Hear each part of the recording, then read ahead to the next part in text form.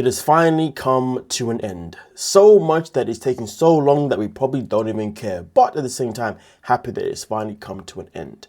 So we're going to start off this video here talking about Paul and Karine, who have now finally had their divorce reported here by TMZ. According to the court documents obtained by TMZ, the judge in their case signed off their divorce on April 13th, literally 10 days ago, after Karine filed a petition to dissolve the marriage back in February 2026. 2026? This petition should have been filed a long time ago. It should have been filed before they even met, if you ask me personally.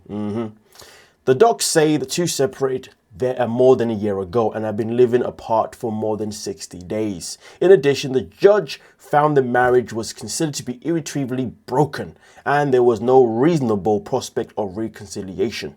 According to the documents, the parties entered into a settlement agreement back in Brazil in January, which was subsequently filed with the court in Jefferson County, Kentucky. The details of the agreement have not been disclosed. The pair had a rocky relationship from the start and have two young kids together, Pierre and Ethan. Police and child protective services have shown up on their doorstep more than once over the years. You know, this is the thing, when it comes to marriage, first and foremost, we have to pay someone to get married, which means we're getting permission. Secondly, we then, depending on if you have a big wedding, you then pay thousands for people to come to your wedding, which is crazy. And then obviously when it doesn't work out, you then pay thousands to then get divorced, or at least a lot of money to then get divorced and to get permission that you can get divorced. Isn't that wild? Damn, people should just elope and just not get married at all and just to be like, yeah, you're my person, man. But the crazy thing about it is I feel like there should be a new law. This will probably never happen, but I feel like if I was to hear my neighbors on a daily basis shouting and screaming and banging and clanging, and it is clear to me that it sounds as if there's a lot of domestic going there and they've got a kid in that household, shouldn't there be a law where I can ring the police and say, I want to report two people that should be divorced, please? Like, you know what I mean? Like, there should be a way where people should be forced into divorce because they just shouldn't be together, or forced to just break up. Because, boy, I know that I can ring and file for the fact that I know I can ring and make a complaint of domestic disturbance. I know that much. But like, yo, when people are married, like, can't we just intervene and say these two should not be married and they need to be completely just like separated? In my head, that sounded smart. Maybe it doesn't sound smart out loud. I don't know. Anyway, it is what it is. These two have finally come to an end, and that is the best thing that's ever happened for these two. And honestly, when it comes to the kids, Pierre and Ethan, boy, I really hope that neither one of them get custody over those boys ever again. Bear in mind, Karine is already pregnant with, obviously, yeah, with her other child. Oh, no, I think she may have given birth now with her other child now. Not with Paul, though, just to clarify. Thank gosh. Anyway, with that being said, let's move on to the next piece of information that we have today. So, when it comes to Rick with the silent P, well, in this situation, people are more upset with Trisha.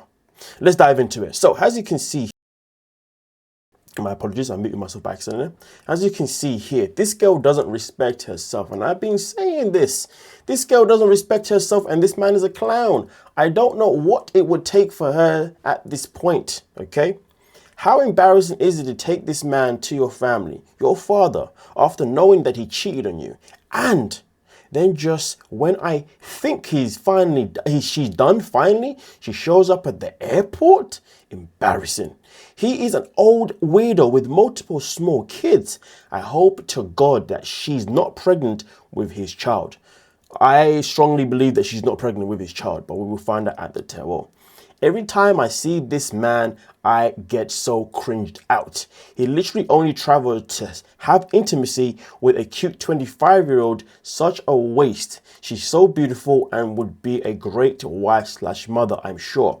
I'm not going to say that she wouldn't be a great wife or a great mother, but given the fact that she was that delusional to keep giving Rick a chance, I don't know if she'd be a good role model for her kids, because displays like this kind of shows that if she had children, she'd be more than happy to display them. It's okay to keep going back to a man that doesn't respect you. Now, this person here says that's the key though. She's only 25 and raised with traditional values, where settling down and having a child is an important milestone. She also has abandonment issues. Predators like Rick purposely seek out women like her. Strong point. Rick is a intimacy tourist. This is obviously what Rick said. I could have gotten this attitude in the States in classic intimacy tourist. American women aren't in desperate enough situations to settle for me, and my BS. So I'll seek out women in poorer countries, so they have to put up with me if they want a better life. I mean, listen, this is the kind of stuff that somebody that is a intimacy tourist would 100% say. So there is that. But nonetheless, though, the question is this: where do you lovely folks stand, okay, in this situation? Do you think Trish is somebody that is moving mad and does not respect herself? Or do you think that this experience of Rick has now put her in the light of being reality ready and to recognize that she needs to start respecting herself moving forward? Give me your thoughts on that one, but I guess we'll get a better picture of her when the tell-all comes. But even when the tell-all comes, despite how she may present herself, still doesn't really mean that she's really a changed person per se. Purely because we see a lot of people come on 90 Day, then they go on the tell-all, and then they have this big voice at the tell-all, and it makes us feel as if maybe this person's finally awake, and then we see them again, and they go back to behaving that same way again. Because remember, folks, it's easy for somebody to give advice when it's not advice to themselves. And it's very easy for somebody to say things that they want to say when they've got people around them kind of hyping them up. But it's very different to them actually behaving based on what they've actually said. Do you see what I'm saying? More of the point is, there's people who can give advice and not take it. And then there's people who can act a certain way with hype people around them, but then actually never take the action. So both of those two things are literally the same thing for the most part. Either way, do what you will with that piece of information, my lovely peoples. Now, with that being said, we're now going to move on to the next one itself. And this one here is all about Laura. So, was it worth it, Laura? Everyone kept asking what happened to her tummy tuck plans. I think that she didn't proceed with it. You think? I can bloody see that she didn't proceed with it. And I'm not even going to try and sugarcoat it. I'm going to try and hold it back. The woman looks bigger now than she did on the freaking show. Okay, let's just call a spade for spade. Because I looked at this and I was like, wait, hold on a minute. Wasn't she slimmer when she went to Turkey? Wasn't she meant to have a surgery when she was in Turkey? And then boom, bam, I'm like, unless it's just a dress and just a position. Because to be fair, this is the first time we've seen a camera angle of her, I guess, maybe in this type of angle. And also maybe the dress itself, because it's not like jeans that can kind of suck you in or whatever. Maybe she just looks bigger than what she is. I don't know. But what I do know is she definitely did not have any surgery when she went to Turkey. Now, also, don't forget, actually, no, what am I doing? I'm sugarcoating again. No, this woman is gaining weight. You can't tell me otherwise. And that's not an insult. I'm just telling you what I can see. Also, don't forget her ex-BFF Michael played pickleball, hiked, biked, kayak, line dance, and cooked with her. So losing him may have affected her in more ways than one. Who knows? This person can't even, anyway, that's not how you say who knows, but okay. Yeah. Anyway, just the spellings are just, yeah, anyway. Wake up, Laura. Why give up a friend for an engagement string? I mean, to be fair, it's a strong point because Michael was obviously a big part of, her lifestyle. So obviously not having him in her life anymore can definitely make a difference. And to be fair, that basically says that the whole time she was improving herself, she wasn't really improving herself. It was just Michael always getting out and about doing this and that, which obviously helped her physically and obviously physically and potentially even mentally as well. But because he's not there anymore, she's gone back to her old ways. More of the story was when she was with Michael, she never had any intentions of actually doing better. It just happened. And because he's not there anymore, she's just like, I'll just go back to being me again. And to be fair though, it is known that Turkish men do like their women plus size. So there is also the point where now she's obviously with Berkan, maybe he's even encouraged it. And to be fair, when she did go and have the consultant for the tummy tuck, Berkan did sit there and pretty much say to us at the time that, or to Laura, shall I say, I don't really care for her to go and have surgeries. She should just be the way she is. So there is that part to be fair as well. Either way though, the main question is this. Is Laura happy with the way she looks now? That's the only question that really matters anyway. But some people do have a few things to say here in the comment section. I'm sorry her ego has gone through the roof. She is definitely the 90-Day cast member who thinks she's now a celebrity on live interviews and now acting like a mean girl. She has gotten bigger since the show, not meaning that to be outright rude, but I did not expect that. And then also in this picture, she most personally looks like she's put on a little more weight. Her relationship slash friendship with Michael likely helped her get into shape because of how active they were. She probably doesn't have anyone else to do activities with because of course Berkan's in Turkey, she's in America. So a lot of the time she's probably at home all the time waiting to FaceTime Berkan, do you know what I mean? So therefore she probably doesn't even leave her house as much unless she's going to work or whatever the hell she does with her life. So there is that part too. And then somebody said, oh my God, did you see her TikTok live that she does Sunday evenings? She thinks that she's definitely a celebrity. So here's the thing, she's another person who's gone on a 90-Day Fiance and she's allowed the TV to get to her head pretty much in a nutshell. And now she's pretty much enjoying it. Do what you will with that one. That wasn't even an insult. That was just her. Literally, she's enjoying it now. And it is what it is. You do you, boo. You do you. Now we're going to move on to the next one here. And this one is all about Kimberly. Kimberly. I don't know why I'm doing that. Anyway, let's continue. So, as we can see, Mother of the Century, Kim reads letter 30 days later. So this is a letter that Kimberly decided to read regarding a letter that she received from her daughter 30 years ago. I'm not going to play the whole thing due to just copyright, but just bear with me. Letter was not delivered to me almost 30 years ago because I moved around a lot. I was in the military. I mean, who believes this though? Do we truly believe that this was delivered 30 years ago, but she never got it because she was always moving around? So how do you have the original then? So this was meant to be delivered to you, but you're always moving around. So that means the letter must have got bounced back time and time again. But who would have kept it all these years? I don't know. Something about that doesn't make sense to me.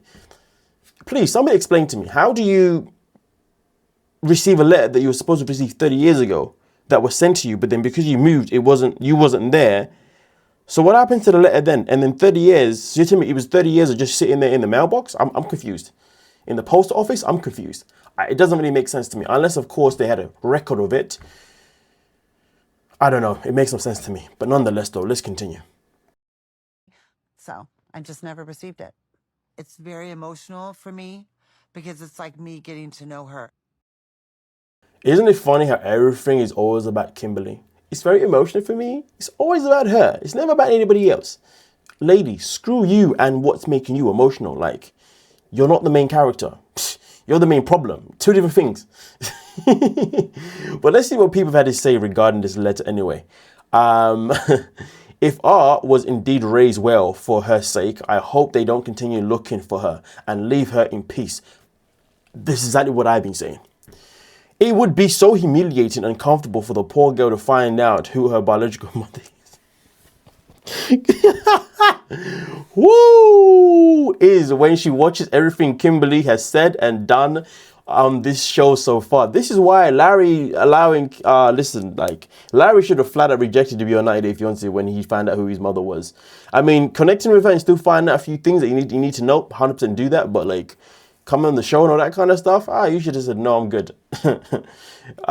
Jamal being like, hold up, did I actually get the short end of the stick being the only child not to be put up for adoption? Woo! You know, this stuff shouldn't be so funny. I shouldn't be laughing, but it's hilarious because, well, I feel the same way. He could have had a better life than a rundown apartment and 50 uncles. Oh my days. Sorry, that's crazy business, man. I do love Reddit. I know customers hate Reddit, but boy, man, Reddit, when they get hot, they get hot. Even the comment section that we have here on this page, when you guys get hot, you get hot. Oh man, I just be sitting there laughing, saying, let me get my popcorn out. What's my sub saying today? I like that one. Yeah. This is BS. She got this letter because she finally reached out to the agency. Thank you. That is the only thing that makes sense. Not what she said. Not because she moved around a lot. She would have only received it if she reached out to the agency. She also was told that. There we go. There we go. Birth mothers often think it's best to leave their child alone, and they're right. I mean, listen, in this situation, I agree. You're right. You think that Jamal got the short end of the stick? That's what I want to know. Let me know your thoughts on that one. But either way, though, I do not believe that, Kimberly just stumbled across this. She's only found that now because she's looking for it. And like Jamal said at the very beginning, Jamal would have never known about Larry unless Larry found them. It's just that simple. And the way I look at it is the sister has not decided to find you, so leave her as that. If she wanted to find you, she would have found you. The same way Larry was able to find you. Let's just call a spade a spade. Hell, to be honest with you, she's probably looking at the TV show right now and thinking, is that my mom? Yeah, I don't want to be found. I've seen the way you behave, and I don't like it. It's very ratchet. Call a spade a spade. But also, we're now going to move on to the next piece of tea itself in particular. And here, this one is all about Emma and Elise. So as of right now, when it comes to Emma and Elise, oh my goodness gracious me, a lot is happening. So in the trailer, Emma decides to confront Elise because, well, she believes Elise was trying to get with one of her exes. The question is, though, when Elise tried to get with Emma's ex, did Elise know Emma at the time? That's the question that I have. But I guess we'll find out more when the show airs. But with that being said, though, as you can see here, is the ex Emma so uncomfortable? So upset with Elise. Is the ex Emma is so upset with Elise about Rob? Rumors have been circulating that they hooked up, or is it someone from the cast of Hunt for Love she's fighting with Elise about? Steven, Michael, Jamal, or Razvan?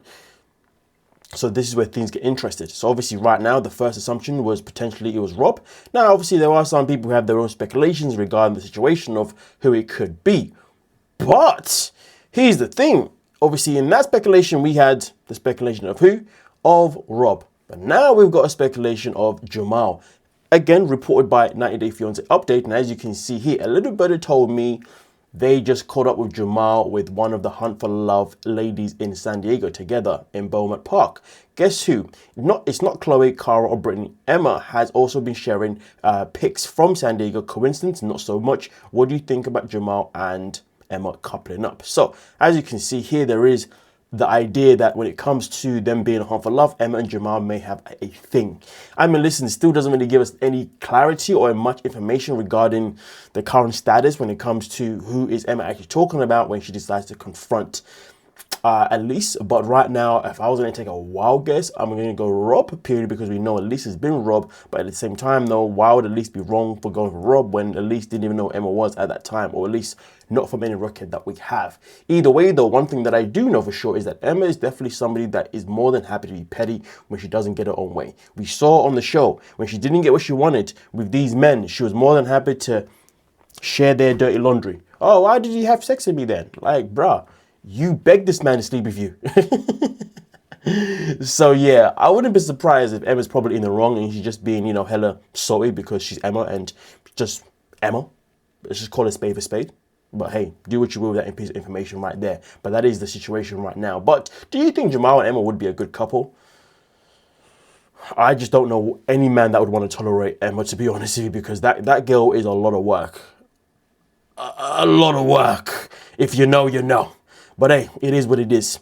Now, with that being said, we're now going to move on to the next piece of information here. And this one here will be the last one for today as we come back, and we will be back with some more videos as well. But this one is all about Stig. Now, we know Stig decided to break up with Aviva.